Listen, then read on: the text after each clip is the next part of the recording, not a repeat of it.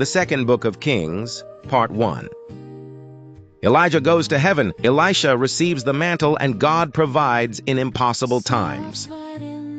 Welcome to a new chapter in our journey through the Word of God. Today we begin the second book of Kings. First Kings ended with political instability, spiritual compromise, courageous prophets, and the continuing struggle between faithfulness and idolatry.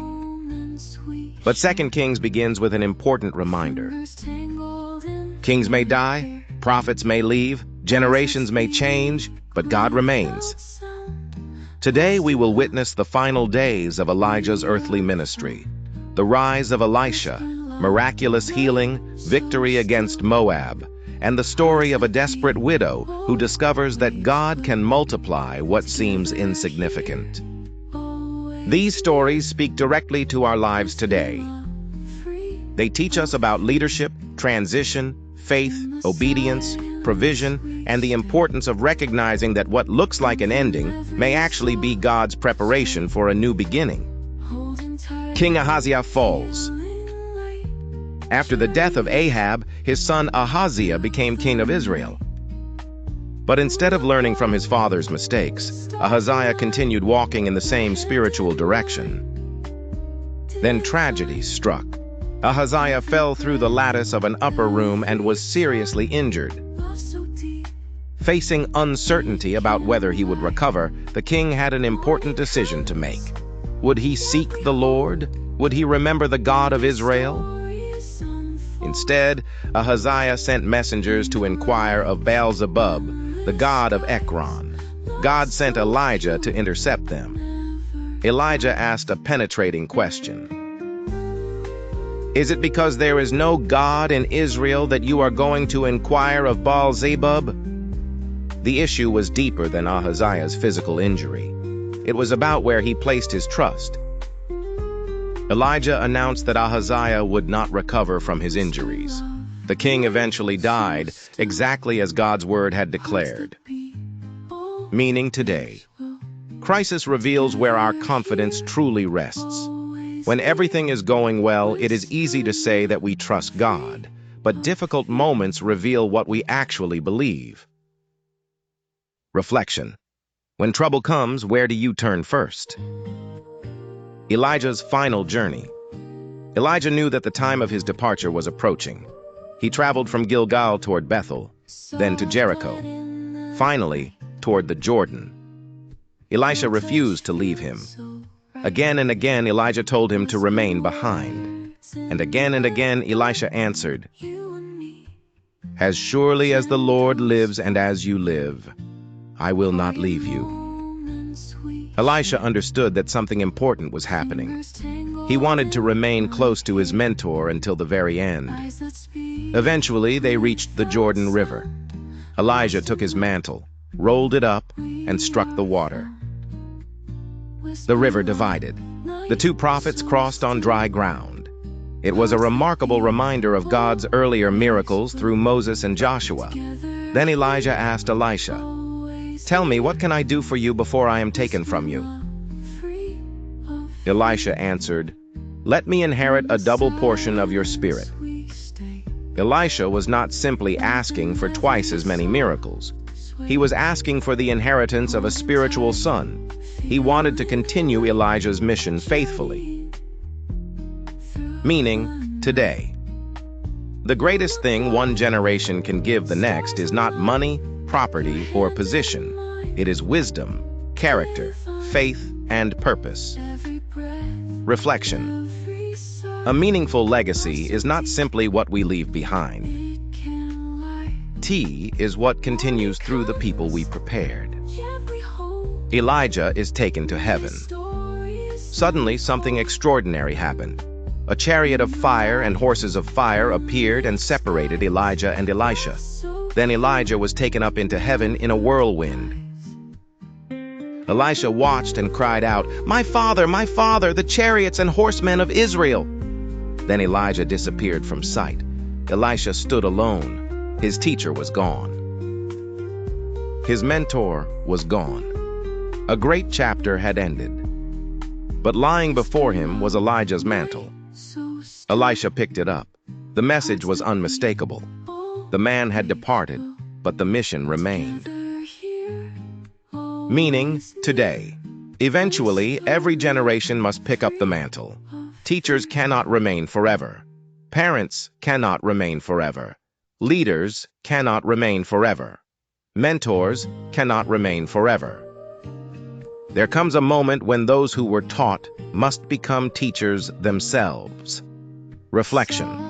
Do not only admire the people who inspired you. Continue the good work they placed in your hands. Elisha divides the Jordan. Elisha returned to the Jordan River carrying Elijah's mantle. Now he faced the same water Elijah had divided moments earlier. But Elijah was no longer there. This was Elisha's moment. He struck the water and cried, "Where now is the Lord, the God of Elijah?" The water divided. Elisha crossed. The prophets, watching from a distance, immediately recognized what had happened. The spirit that had rested upon Elijah now rested upon Elisha. Elisha did not ask, "Where is Elijah?" He asked, "Where is the God of Elijah?" Elijah was gone. God was not. Meaning, today. Our faith cannot depend entirely upon another human being. Eventually, borrowed faith must become personal faith. Reflection. The God who worked through those who came before us is still available to work through us today. Elisha heals the bad water. When Elisha arrived in Jericho, the people presented him with a serious problem. The city was beautifully located, but the water was bad. The land was unproductive. Elisha asked them to bring him a new bowl containing salt. He went to the spring and threw the salt into the water. Then he declared, "This is what the Lord says, I have healed this water." The water became healthy. What had produced barrenness now sustained life. The miracle was not in the salt. The power came from God. Meaning, today. Sometimes something can look beautiful on the outside while remaining unhealthy at its source. A career may look successful. A family may appear perfect. A person may seem happy. But if the source is unhealthy, eventually the consequences appear. God does not only want to change appearances, He wants to heal the source. Reflection. Do not ask God only to change the fruit of your life. Allow Him to heal the roots. Israel goes to war against Moab. After Ahab's death, the king of Moab rebelled against Israel. The kings of Israel, Judah, and Edom joined forces and marched against Moab. But after 7 days, they faced a serious problem. There was no water for the soldiers or their animals. An army prepared for battle could now be defeated without the enemy lifting a sword. Then someone remembered, "Elisha is here." The kings went to the prophet. Elisha told them to dig the valley full of ditches. There was no rain, no visible storm, no obvious source of water, yet they were commanded to prepare for what God was about to provide. The next morning, water suddenly filled the valley. The soldiers drank, the animals survived, and Israel went on to defeat Moab. Meaning, today. Sometimes faith means preparing for something you cannot yet see, digging ditches before water appears, preparing before the opportunity arrives, believing before circumstances change. Reflection. Faith does not merely wait for God's provision. Faith prepares a place to receive it. Elisha and the widow's oil. One day a widow came desperately to Elisha. Her husband had died. He had served God faithfully, but debts remained. A creditor was threatening to take her 2 sons as servants to satisfy what she owed. She had almost nothing. Elisha asked, "What do you have in your house?" She answered, "Your servant has nothing there at all, except a small jar of olive oil." That small word, "except," changed everything. She saw almost nothing. God saw something He could multiply. Elisha told her to go to her neighbors and borrow empty containers, and he added, "Don't ask for just a few." Then she entered her house with her sons and closed the door. She began pouring. One container filled, then another, and another, and another. The oil continued flowing. Finally, she told her son, "Bring me another container." He answered, "There are no more." Then the oil stopped. She returned to Elisha. He told her, "Go, sell the oil and pay your debts. You and your sons can live on what is left." God did more than help her survive. He gave her a way forward. Meaning, today, we frequently focus on what we do not have. Not enough money, not enough education, not enough connections, not enough opportunities, not enough time. God asked the widow through Elisha a different question. What do you have? Her miracle began with something she almost considered insignificant. Reflection. Never underestimate what God can do with the little that remains in your hands. The empty jars. A deeper lesson. There is another beautiful lesson hidden inside the widow's story. The oil continued flowing as long as there were empty containers. When there were no more containers, the oil stopped. The limitation was not the supply of oil. The limitation was the capacity available to receive it.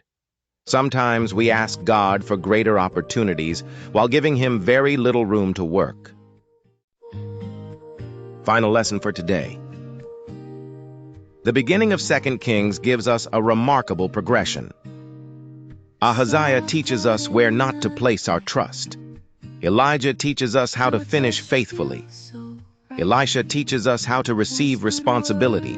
The Jordan teaches us that God remains when leaders leave. The waters of Jericho teach us that God can heal the source. The war against Moab teaches us to prepare before we see the provision. The widow teaches us that God can multiply what seems insignificant. Different stories. One central truth. God remains faithful through every transition. Final reflection. Maybe today you are standing where Elisha stood. Something in your life has ended. A relationship, a career, a success in a dream. A person who guided you is no longer there. You may be looking at your own Jordan wondering, what happens now? Pick up the mantle. God is still there. Perhaps you are standing before an empty valley. Dig the ditch. Perhaps you are looking inside your house and seeing almost nothing. Find the jar. Perhaps something in your life looks good externally but remains broken underneath. Let God heal the source. 2 Kings begins by reminding us that endings do not frighten God. When Elijah leaves, Elisha rises. When the river blocks the road, God divides it. When the water becomes unhealthy, God heals it. When the valley becomes dry, God fills it. When the widow has almost nothing, God multiplies what remains. So do not spend all your time grieving over what is gone. Ask instead, Lord, what have you placed in my hands for the next chapter? Because sometimes what looks like the end of one story is simply God turning the page. When one mantle falls, another person must pick it up. When one door closes, faith prepares for the next. And when all you have left is a little oil, never forget, you still have something God can use. May the God who divided the Jordan make a way where you see no way. May the God who healed the waters restore what is broken in your life. May the God who filled the dry valley provide what you need. And may the God who multiplied the widow's oil remind you that what seems small in your hands can become extraordinary when placed in His. Subscribe to Sacred Voices of Faith, where faith is heard and hope is renewed. Let's continue together in this journey.